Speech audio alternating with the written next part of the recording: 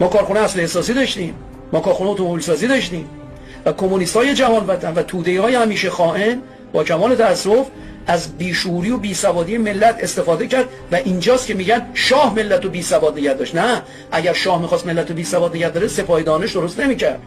اگر شاه میخواست ملت ایران در فقر و فلاکت و بدبختی زندگی بکنه سپاه ترویج آبادانی رو درست نمیکرد، سپاه بهداشت درست نمیکرد. گور پدرتون برید ببینید بذار روزی 10,000 تا ایرانی با شپش و تراخون بمیرن.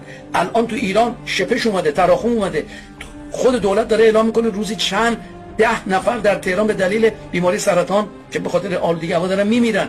جایگزینش کی آورده؟ افغانی ها عرب آورده تو ایران که عراقی بیاد دلار نشون بده بگه من یه هفته تو تهرانم هنوز این 100 دلاری تو جیبمه، خیلی ارزونیه. عراقی‌ها بریز اینجا بخورین و بچاپین حال کنین. اینا عربن، اینا تازیان، اینا دشمنن. شاه دشمن نبود. شاه اگه دشمن بود سپاه ترویج آبادانی، سپاه بهداشت، سپاه دانش درست نمیکرد. شاه اگر دشمن ایران بود، اگر مزدور بود، اگر خائن بود، اگر نوکر امریکا بود، نوکر غرب بود، نمیومد کارگر رو در سود سهام کارخانه سعی بکنه که کارفرما رو بر علیه خودش بکنه. تو خیلی از کارخونه داره بودن گفتن اگه اینطور باشه ما کارخونه رو برم داریم میریم. گفتن کارخونه کجا میبری؟ این پول کارخونه خوش اومدی، این اینجا میمونه. سرمایه کجا میخوای ببری؟ پول سرمایه بگی برو. چون خیلی هاشون پشیمون شدن و کشور من براتون امن کردم که تو 2 میلیارد سرمایه به اینجا بریزی تولید کفش بکنی، کفش وین، کفش ملی، کفش بلا خودمون داشتیم. صنایع سینمای ایران داشت پیشرفت میکرد. هنرپیشه‌های ایرانی دیگه داشتن با ایتالیایی‌ها، هندی‌ها، پاکستانی‌ها، امریکایی‌ها، چه بدونم فرانسوی‌ها، ایتالیایی بازی میکردن. کلی از هنرپیشه‌های صاحب نام جهان میومدن ایران، کیف میکردن. الیزابت تایلور کیف کرد اومد تهران اصفهان رو دید و خیلی هاشون، نه فقط اون، خیلی هاشون، خواننده هاشون، هنرپیشه‌هاشون.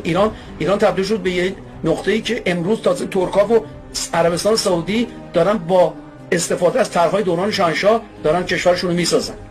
منتها چون مردم عربستان و مردم ترکیه به خاطر اینکه ایران این بلا سرش اومد، ایران کردن الگو، نمیرسه تو خیابون بگه مرگ بر شیخ ندان سلمان، اون نمیاد بگه مرگ بر اردوغان، میگه ها باریکلا ترکیه کشور خوب شده، فقر و فلاکت و بی تورم داره ترکیه رو کمرشو خورد میکنه، اما ملتش باز ساکتن. چرا؟ چون میگه نگاه کن ایران چه بلایی سرش اومد.